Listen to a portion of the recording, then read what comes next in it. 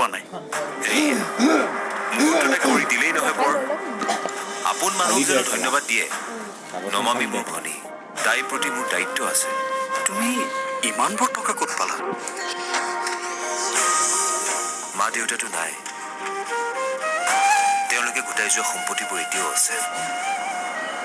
তাৰে অলপ বিক্ৰী কৰি গোটালো আৰু পইচাখিনি।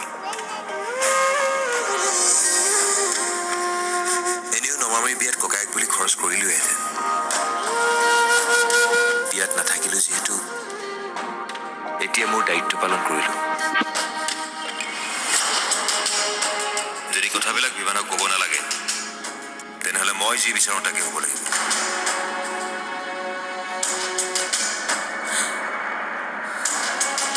আপুনি যেনেকৈ নমামিক চৰ্ত দিছিল, এতিয়া মই আপোনাক চৰ্ত দিম। মোক বৰ বেয়াকৈ জালত পেলালে ইহঁতি।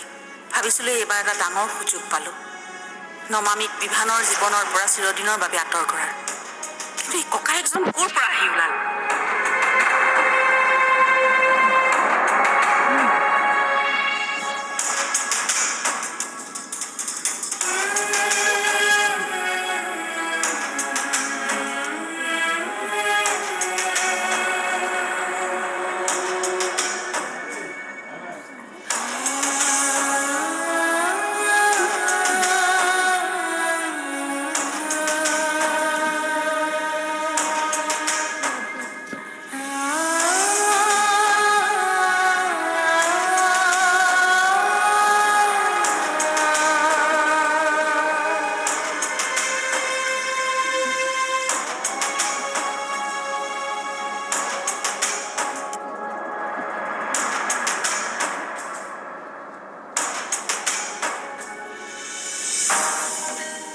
মই এটা কথা বুজি নাপালোঁ, তেওঁ পইচাখিনি নিনিলে কিয়?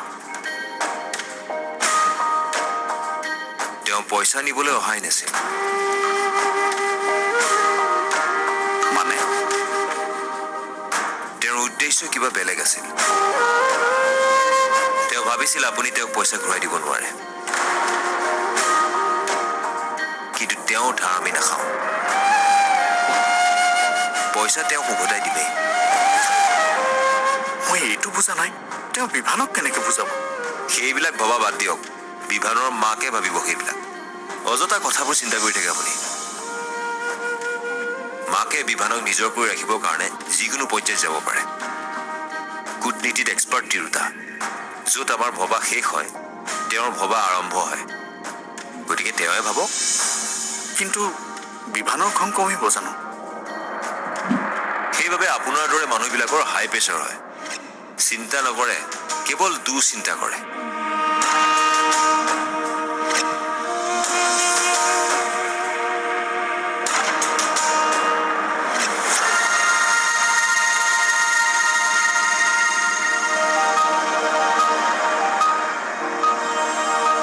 তোমাৰ ব্ৰেকফাষ্ট ৰেডি হৈ আছে, খোৱাগে বোলা। নাই, এতিয়া ব্ৰেকফাষ্ট নকৰোঁ। কালি অফিচত একো কামেই নহ'ল, মই গোটেই চম্ভালিব লাগিব।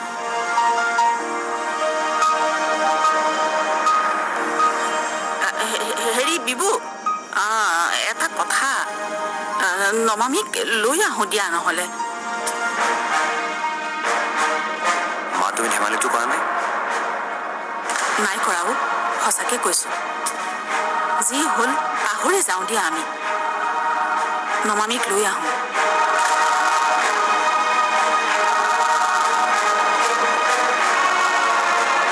সেইটো সম্ভৱ নহয় মা। তাই যেতিয়ালৈকে বিষ্ণুখোৱাৰ লগত সম্পৰ্ক ত্যাগ নকৰে, তাইক সংঘত প্ৰৱেশ কৰিব নোৱাৰে। আৰু তুমি মোক দ্বিতীয়বাৰ এষাৰ কথা নকবা।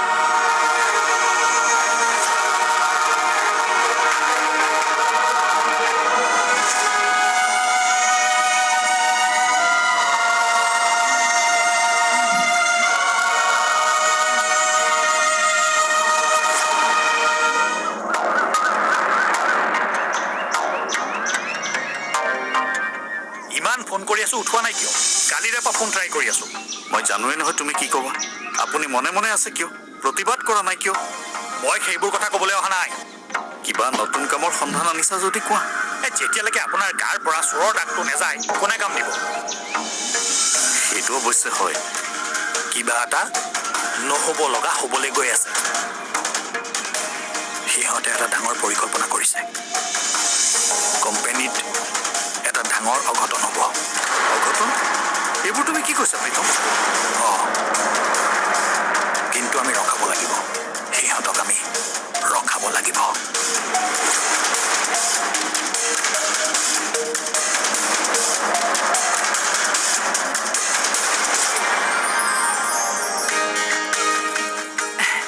ইহঁতবোৰে গম নোপোৱাকৈ মন্দিৰৰ পৰা বাহিৰে বাহিৰে ইয়ালৈ আহিছো তোমাক লগ কৰিবলৈ। আপুনি অহাৰ বাবে মোৰো বহুত ভাল লাগিছে। এতিয়া চাহ খাওক। দিয়া দিয়া। পুৱাই পুৱাই তোমাৰ হাতৰ চাহকাপ যে কিমান মিছ কৰিছো নহয়।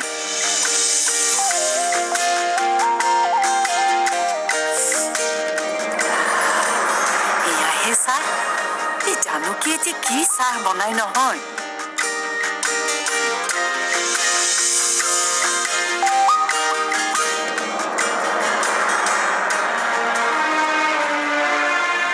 আইতা, বিভান ভালে আছেনে? নুসুধিবা তাৰ কথা মোক। বলিয়া হৈছে সি। মাকে তাৰ মূৰত জাবৰবোৰ ভৰাই দিছে। এতিয়া সেই জাবৰবোৰেৰে জানো মানুহে ভাল চিন্তা কৰিব পাৰে? আচলতে তুমি ভাল সিদ্ধান্তই লৈছা নমামী। নালাগে সেইখন ঘৰলৈ উভতি যাবলৈ। পুৰুষ হ'ল বুলি সি তোমাক যিকোনো কথা কৈ থাকিব আৰু তুমি শুনি থাকিবা। তোমাৰ মৰ্যাদা হানি কৰিব আৰু তুমি সহি থাকিবা। কোনো দৰকাৰ নাই। তুমি দুৰ্বল নহয়। আচলতে কোনো নাৰীয়েই দুৰ্বল নহয়। মাথো কিছুমানে সেয়া উপলব্ধিহে নকৰে। মোৰ নাতি হ'ল কি হ'ল? ভুলটো ভুল বুলিয়ে ক'ম। কিয় যাবা তুমি তোমাৰ দেউতাক ত্যাগ কৰি বিভানৰ জীৱনলৈ? এদিন নিজে নিজে সি তোমাৰ মূল্য বুজিব। মাথো ধৈৰ্য ধৰি অপেক্ষা কৰিবা সেই দিনটোলৈ।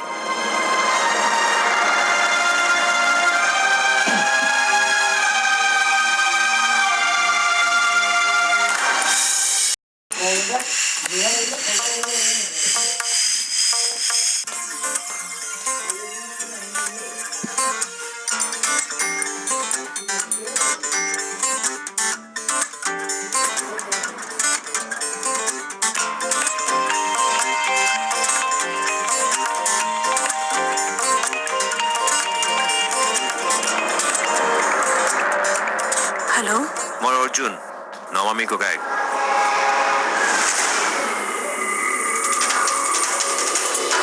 কি হ'ল? বিভান এতিয়ালৈকে অহা নাই যে? নমামী ৰৈ আছে নহয় ঘৰত। মানে নমামীৰ দেউতাকো ঘৰতে আছে। একেলগে তেওঁকো ক্ষমা খুজিব পাৰিব। বাহিৰলৈ গ'লে তাৰ অসুবিধা নহ'ব জানো? সকলোৰে মাজত ক্ষমা খোজাটোতো এটা লাজৰ কথা, সেয়া ময়ো বুজি পাওঁ। সেইবাবে ঘৰতে ৰাখি থৈছো তেওঁক। মই মানে বিভানক কৈছো, কিন্তু সি বুজা নাই। কি? তুমি অকমান ধৈৰ্য ধৰাচোন, মই বুজাম তাক। সি বুজিব। সেইটোতো প্ৰব্লেম। মোৰ ধৈৰ্য নাই। ঠিক আছে, আপোনাৰ যদি বুজোৱা ক্ষমতা নাই, কোনো কথা নাই। মই আপোনাৰ কাম সহজ কৰি দিম। কিন্তু তাতো এটা প্ৰব্লেম আছে। মই বুজালে সি নমামীক উভতাই নিব, কিন্তু আপোনাক তাৰ জীৱনৰ পৰা উলিয়াই দিব। অৰ্জুন, তেনেকুৱা নকৰিবা। মই কথা দিছো, মই তাক বুজাম। তুমি যি বিচাৰা তাকেই হ'ব। মাত্ৰ এদিনৰ সময় দিয়া, মাত্ৰ এদিন। ঠিক আছে, দিলো আপোনাক এদিন। কিন্তু মনত ৰাখিব, এদিনতকৈ 1 ছেকেণ্ড আপোনাক মই বেছি সময় দিব নোৱাৰো। আপোনাৰ এদিন এই মুহূৰ্তৰ পৰা আৰম্ভ হৈছে।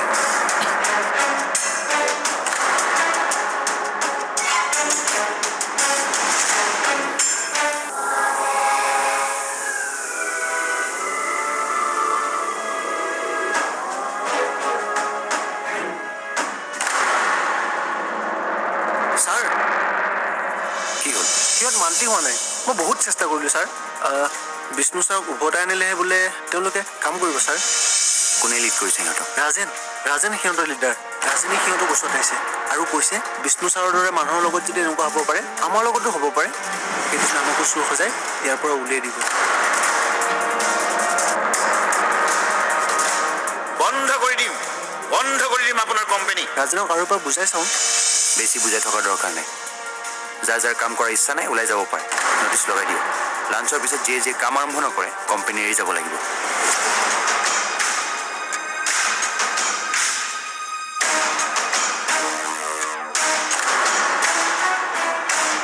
ৰাতিপুৱা যদি পেপাৰত এড দিওঁ চাকৰি বিচাৰি অহা মানুহ দুপৰীয়ালৈ ভৰ্তি হৈ যাব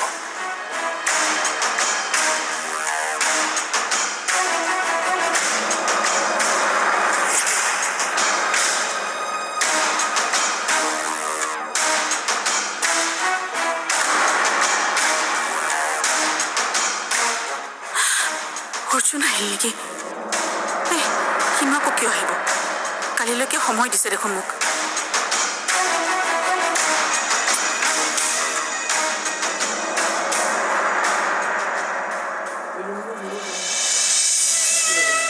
মই ক'লেতো বিবুৱে নুবুজিব কি কৰোঁ এতিয়া কোনে বুজাব বিবুক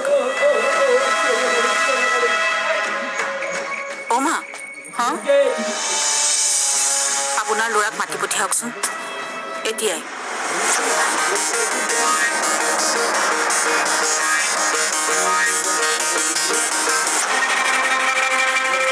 হেল্ল' কালিলৈ ফেক্টৰী জ্বলাই দিম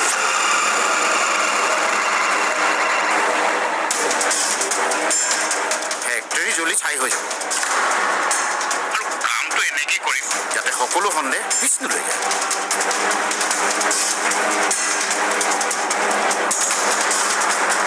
মই 4জন মানুহ যোগাৰ কৰিছোঁ কালিলৈ আহি যাব আজিয়ে নকৰা কিয় আজিয়ে নোৱাৰি কাৰণ আজি যিকেইজন মানুহ চিকিউৰিটিত আছে সিহঁত বহুত বিশ্বাস সিহঁতক কিনিব পৰা নাযাব ঠিক আছে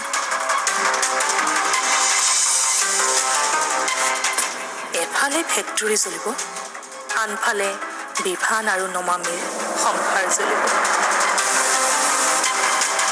সকলো কাম আনৰ ওপৰত এৰি দিব নোৱাৰি ময়ো কিবা এটা কৰিব লাগিব হাঁহিব বিচাৰিলেও চকু পানীয়ে চোন ওলায়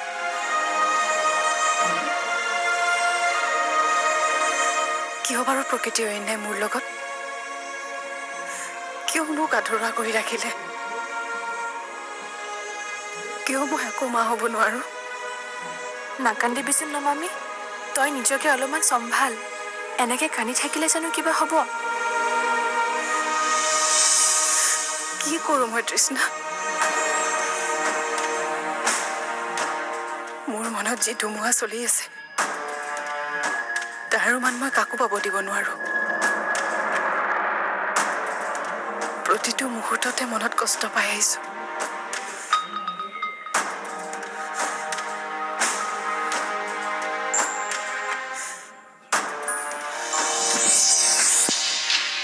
তই জানো মা খোৱাৰ খবৰটো পাই মোৰ কেনেকুৱা অনুভৱ হৈছিল এনেকুৱা লাগিছিল যেন মোৰ জীৱনটো সম্পূৰ্ণ হৈ আছে নিজকে প্ৰকৃত অৰ্থত নাৰী যেন অনুভৱ হৈছিল কিমান সুখী আছিলো বিভান আৰু মই কিমান সপোন আছিল আমাৰ কিন্তু হ'ব দে নমামি পাহৰি যায় এইবোৰ কথা পাহৰিব নোৱাৰো মই পাহৰিব ক'বলৈ দিয়ে মোক কথাবোৰ মই একেবাৰে নোৱাৰা হৈ গৈছো এই দুখবোৰ কঢ়িয়াই লৈ ফুৰিব মই কিমান দুৰ্ভগী আছাচোন মোৰ গৰ্ভত আছিল কথাও পাতিছিলো মই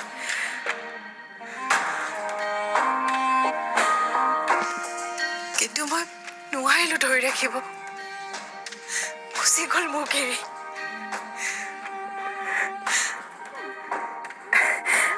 আৰু চাচোন কেৱল মোৰ সন্তানকে যে ভগৱানে কাঢ়ি নিছে তেনেকুৱা নহয় বিভানো আঁতৰি গ'ল মোৰ পৰা সকলো হেৰুৱালো মই সকলো হেৰুৱালো তই নাকান্দিবিচোন নমামি তই সকলো হেৰুৱা নাই। তোৰ লগত তোৰ দেউতা আছে, অৰ্জুন দাদা আছে। তই এনেকৈ হাৰি যাব নোৱাৰ নমামি। মই হাৰি গৈছো তৃষ্ণা। প্ৰকৃতিয়ে মোক হৰুৱাইছে।